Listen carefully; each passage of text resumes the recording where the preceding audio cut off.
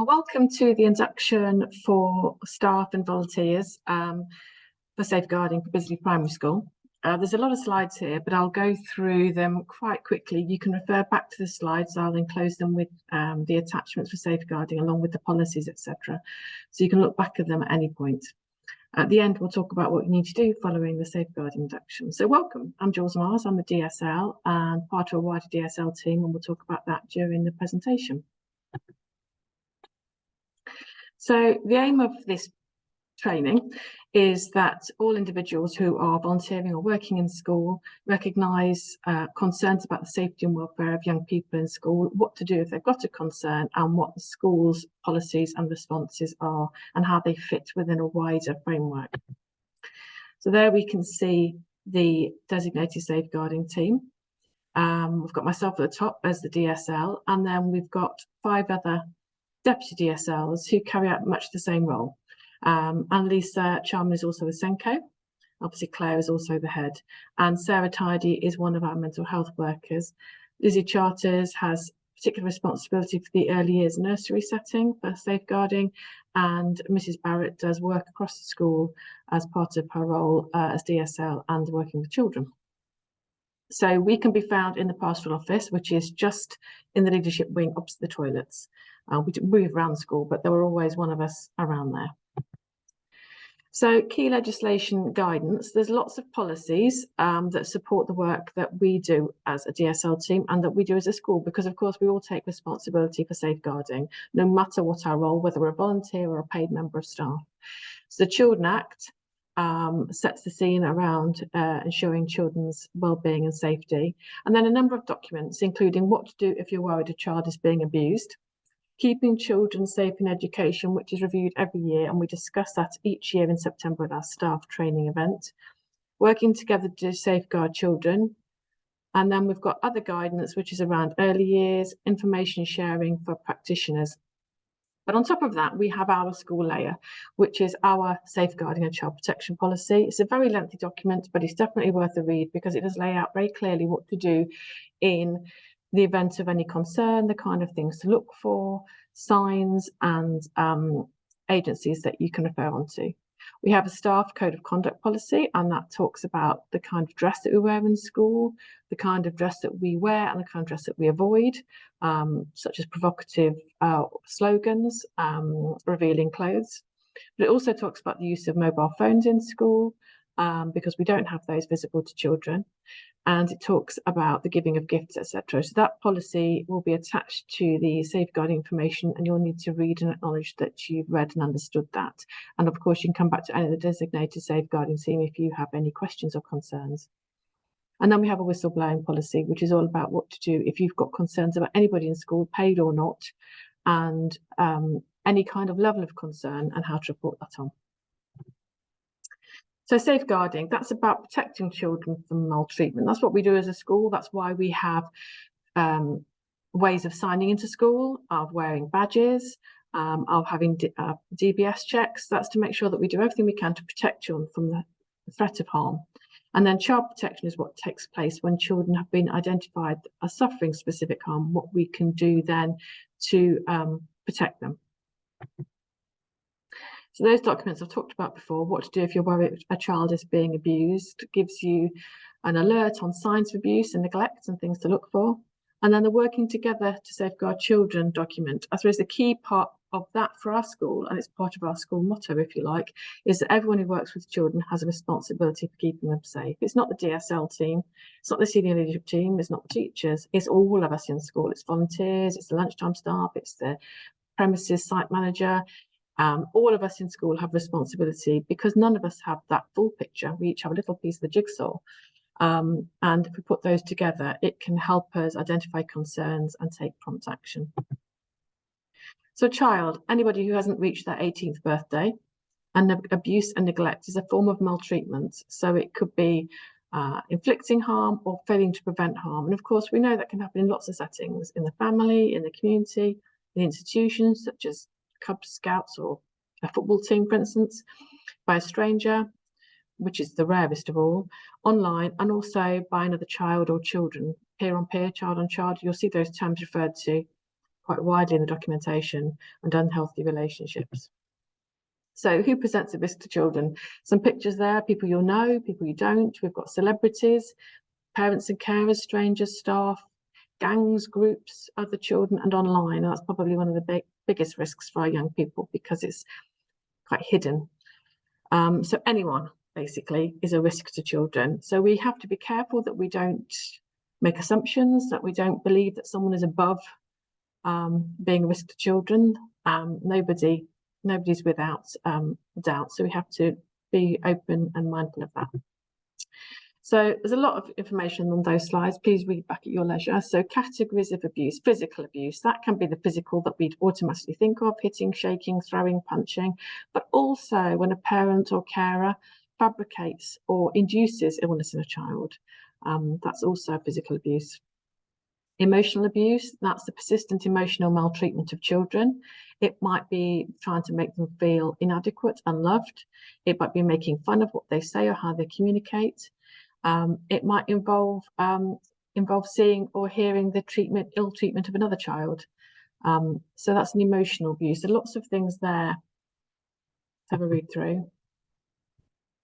And then sexual abuse is forcing or enticing a child to take part in sexual activities. It doesn't necessarily involve violence, and the child may or may not know what's happening. It can involve physical contact by penetration and non-penetrative acts. It also can take place online. It might be encouraging a child to watch pornography or be part of pornography themselves. So it's not just the actual physical act. And neglect is the persistent failure to meet a child's basic needs, which could involve not providing them with the right clothes to come to school in, coming in winter with very thin shoes, no coat, for instance. It might be just being unresponsive to their needs. It might not be providing the right kind of food. So they're things that we might notice in school. As part of your work in school as a volunteer or a member of staff, you might notice things that you have concerns about the way a child is presented, whether they look like they're clean and well cared for. So all of these are things that you might refer on. Something to be aware of are injuries and bruising. Possible indicators, there are certain parts of the body where bruising would be more of a concern. Young people, fall over, they bash into things, and so bruises on the shins, for instance, are not uncommon because it's a typical place of impact. But certain parts of the body are less likely to naturally bruise, and so be more of a concern. Just to say, the bit at the bottom there, any bruising found on a non-mobile child or a baby will always be reported, and we have body maps as part of our CPOMS work, so we can report that. So common sites of accidental injuries, we've talked about shins and knees and elbows, where children would naturally fall, forehead and nose. But non-accidental injuries, these just a little bit of information about the kinds of parts of the body, the soft tissue areas, forearms, groin area, inner thighs, where it would be less easy to have an accidental injury, so might raise more concern. A lot of information on this one. This is about signs that might indicate a child is experiencing abuse or neglect. Of course, we know that some of these things, if we look at the first one, excessive hunger, a child might have worms, for instance, be really hungry. They might just be going through a growth spurt and be very, very hungry all the time. But it could also be a sign of abuse. So what we do is we look at this whole array of indicators, and we don't just look at one, we look at whether or not there are more things at play. But we would report those things on, even if you're not sure whether or not it's really a concern. If you've noticed something, a child in the dining hall, for instance, always going back for thirds or fourths, and you're noticing that as a pattern, to refer it on through CPOMS or on a physical piece of paper. We've got the reporting forms for those that haven't got CPOMS, means that it's just noted. And it might not turn out to be a concern, but if you've got a worry and you think, should I report it? The answer is generally yes. So for instance, if children are often late, they run away, low self-esteem, poor dental hygiene, changes in behaviour, decline in school performance, self-harming, all of those things could be indicators of abuse or neglect. Other concerns to be mindful of: child exploitation, that's to do with criminal exploitation, gangs, county lines, but also sexual exploitation, grooming and sexual exploitation online and face-to-face. child trafficking, modern day slavery, radicalisation, extremism, and online abuse. Now, I have a few hyperlinks in there to sites that can give quite a bit of information. The DSL team are well versed in all of these, so you can come and talk to us if you've got any concerns. And over the course of the year, we do training around these elements. So this is just sort of a heads up, but they're things you should be aware of. Child-on-child abuse and sexual violence and harassment between children. And on the bottom one, harmful traditional practices, things like female genital mutilation and the duty to report that if you have found out that it's happened, forced marriage, breast ironing or flattening, which is, as it says, is exactly that, honour-based abuse. So these are things that as a school and as working in communities with children, we need to be aware of and know about the signs and indicators of those things. As I said, the DSL team will be happy to support anybody that's got a question about those.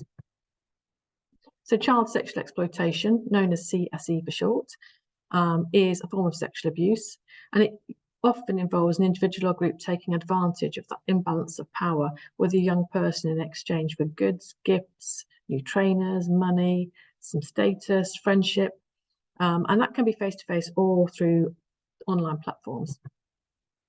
So that's quite a useful picture there. The Bernardo's grooming line shows you the phases that goes through, and that will be similar for criminal exploitation and sexual exploitation. So targeting stage, observing them, selecting who it's going to be and befriending them. A friendship forming stage, spending time together. Secrets, no one understands you like I do. We've got a special bond. A loving relationship stage, possibly, where it might be boyfriend and girlfriend, and they begin to lower inhibitions. And then an abusive stage where physical assaults, isolation from family and friends, perhaps drugs and alcohol come in as well. So they're just a sort of overview of the kind of child exploitation that we are mindful of in schools, gangs and county lines, that's moving drugs from place to place, grooming and sexual exploitation, child trafficking, modern day slavery, radicalisation and extremism, and the prevent duty, we've done training on that in schools, child on child and peer abuse, children who go missing from school and home, and online abuse and youth produced sexual imagery. So lots of areas, and there's lots of training and information out there that we'll cover over the course of the time in school, but just as a heads up for things to look for. There's been lots of work on sharing nudes and semi-nudes in schools, and we've done some training on that. But obviously, we're mindful of young people in home and in their social settings, as well as in school, sharing imagery that isn't appropriate. Child criminal exploitation, that's a typical feature of county lines, for instance. So it's gangs grooming and exploiting young people to carry drugs and money from place to place. And that process of grooming that we looked at on the previous slide, the Bernardo slide, would be the same kind of thing. It's building relationships and trust and making them feel special. And then often they get tricked and coerced into carrying out illegal acts and moving money and drugs from place to place. Online safety, that's an approach to protect and educate pupils and students and staff in technology, because we know that content can be harmful.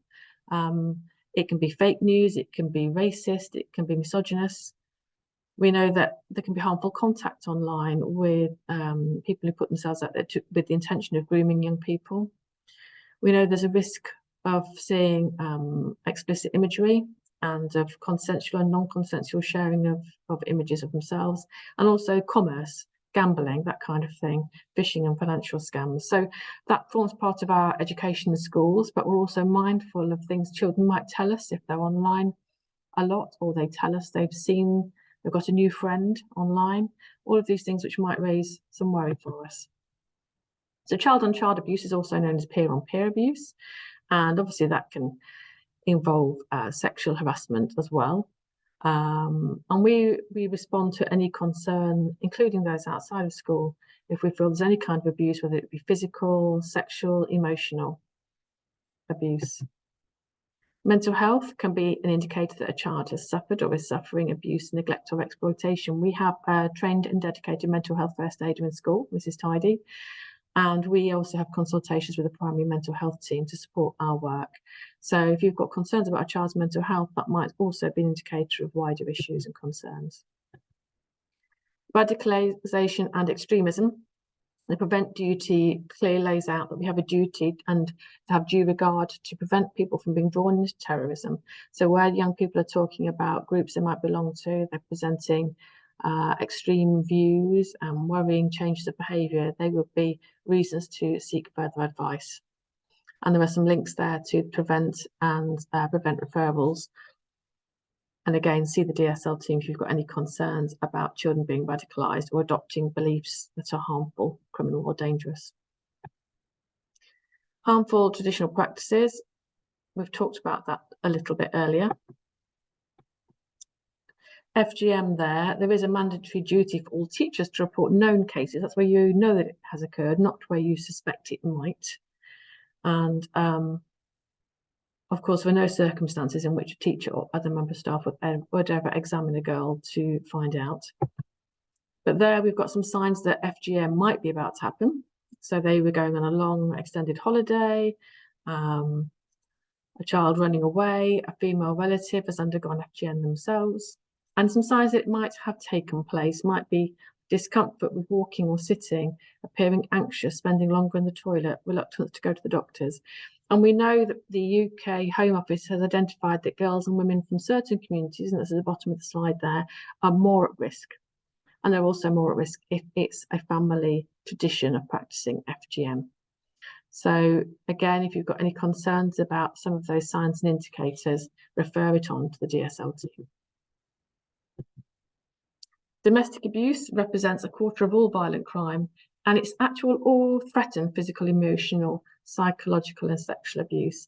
And we use the term domestic abuse because it goes beyond violence. It's the threat of violence. It's that coercive behaviour.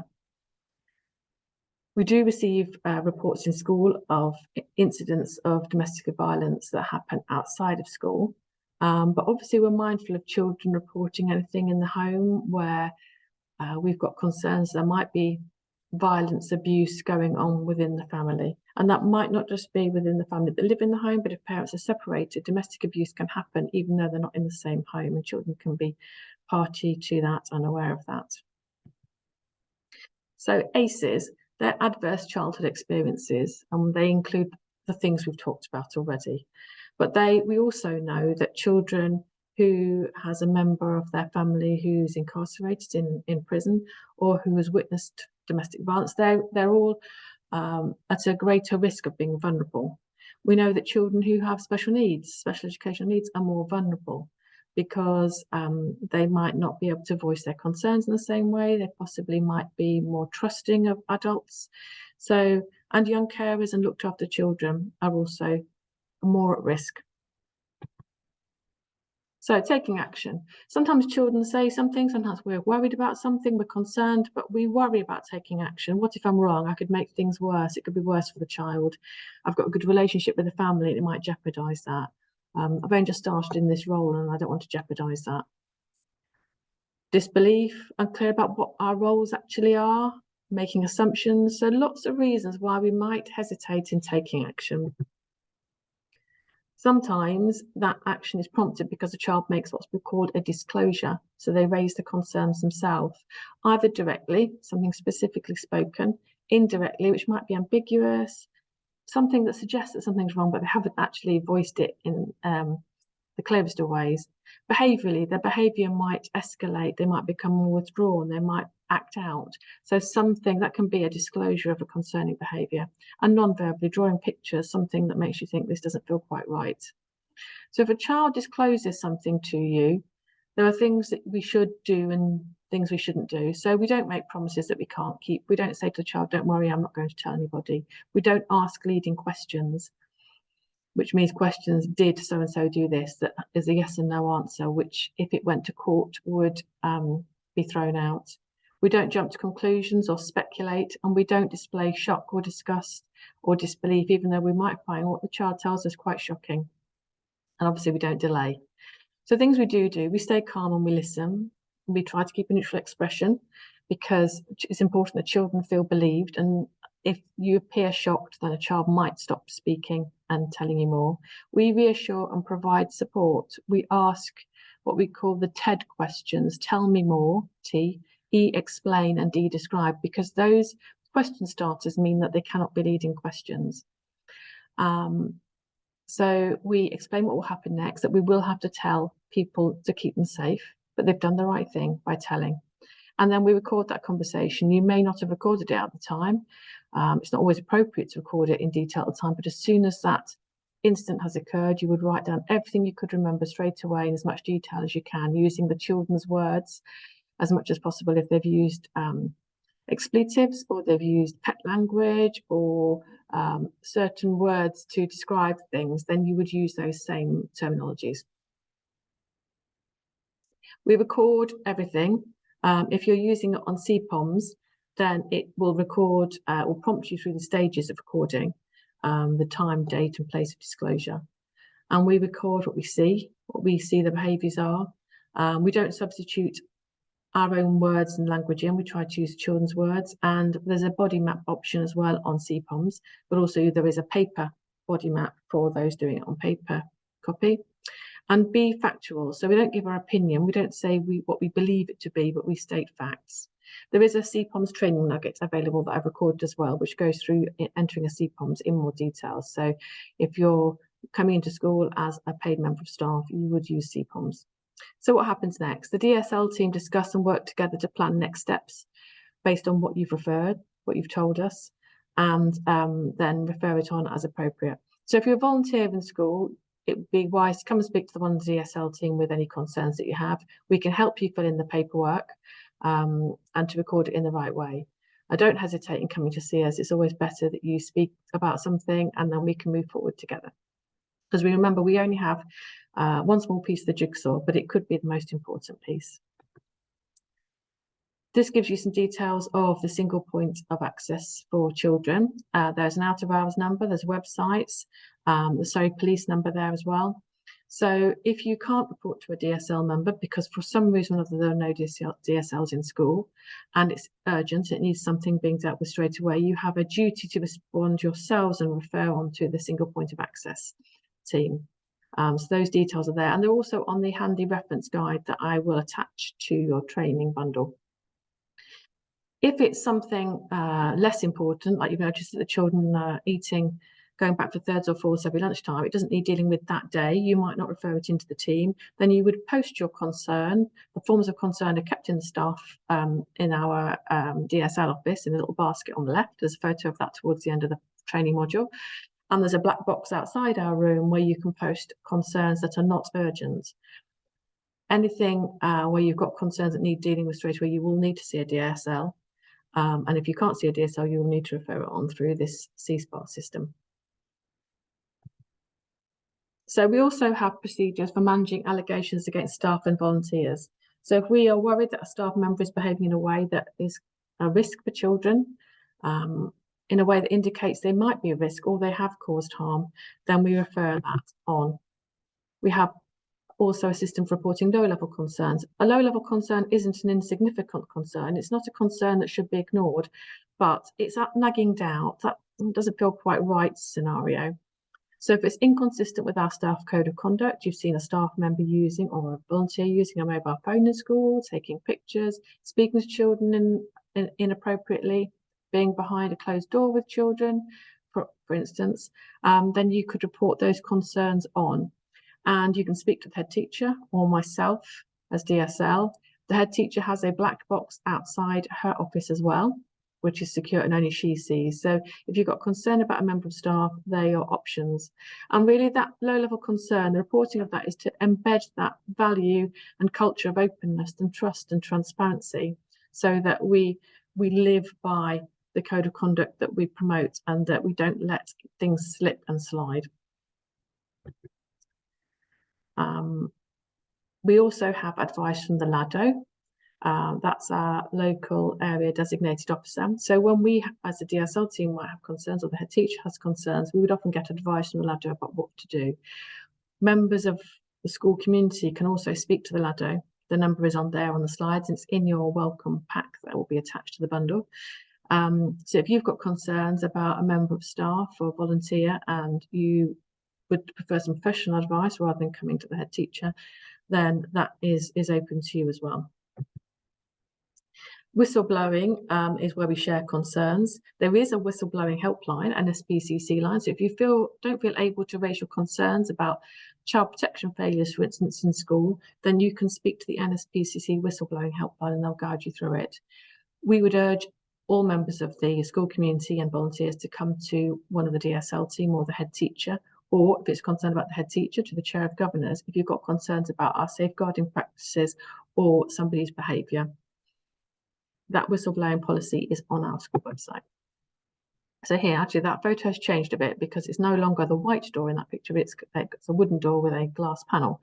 But nevertheless, the box outside is still the same. That room is opposite the staff toilets or the adult toilets, and the black box is only accessed by the DSL team. So that was the box I was talking about when you might want to write down a concern. The little wire box that's in that picture too is where you'll find the paper forms of concern, and you can post them in the black box, but only if it is not urgent and requiring immediate attention. An example being, for instance, if you notice a child coming to school late every day, or they've got the wrong kind of clothing for the time of year. But if you've got a concern that's more pressing, you will need to speak to a member of staff. So we have to make sure that we all behave in the right way in school, be responsible for our own behaviour, and avoid conduct which would raise concern. I talked earlier about working behind closed doors. We urge members of staff to work in a visible place with children, to leave the door open, for instance, rather than shut it completely. And that's more for staff, just as much for staff protection as for children's protection, to avoid allegations being made. So be mindful of where you are in school. If you're going to work in a room with a child individually, let another member of staff know, for instance. Discuss concerns and take advice from senior members of staff. And of course, we always apply the same professional standards, regardless of children's backgrounds, culture, sexuality, etc. And monitor and review our practice and report any concerns. So almost at the end now. I will attach to your bundle the 22-23 Safeguarding Quick Reference Guide. It's slightly different for staff than it is for visitors and volunteers. And there's a little bit preview of the kind of thing that's in there. It has the 3 R's: the receive, reassure, and refer. So we receive information, we don't interrupt, we allow children to disclose, we reassure them it's not their fault, we refer on. It's got a little bit there about the difference between safeguarding and child protection. It's got a flow chart of what to do, and there's other useful information in there. So make sure you're familiar with our school policy on safeguarding and child protection, and make sure you've had a look at that Safeguarding Quick Reference Guide. Some people print it and keep it in their lanyard. It's completely up to you. And then there will be a declaration attached to the training bundle, which says that you've looked at these documents, you agree to follow what's in them. That includes the staff code of conduct policy as well, which talks about the use of phones and dress and gifts, etc. That you understand, you completely agree with all of that. If you've got any questions, please do see the team before you sign that declaration. And then that goes on to Amanda Cook and myself as DSL, so that we keep that on your records. As I say, I'm here, and so are the rest of the DSL team. If you've got any questions or concerns about anything regarding safeguarding, and we can help you any further. But thank you for viewing this presentation, and we thank you for your interest in our school and supporting the work of our pupils. Okay, thank you.